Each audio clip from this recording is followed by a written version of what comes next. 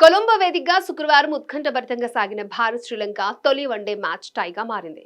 మందగోడి pitch పై తొలుత batting చేసిన శ్రీలంక 8 వికెట్ల నష్టానికి 230 పరుగులు చేసింది. అనంతరం ఛేదనకు దిగిన భారత్ 47.5 ఓవర్లలో 230 పరుగులకు ఆల్అౌట్ అయింది. ఛేదనలో భారత్ కు శుభారంభం దక్కింది.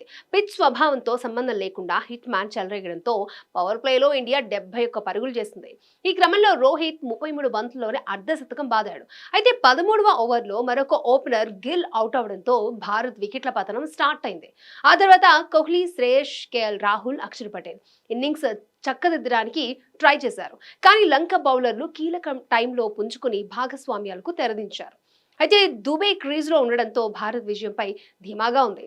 దుబే స్కోరును సమన్ చేశాడు. కానీ ఆ తర్వాత అసలు ట్విస్ట్.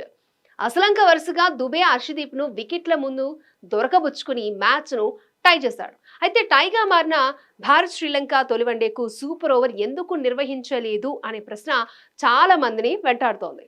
ఇటీవల ముగిసిన మూడో టీ20 కూడా టైగానే మారింది.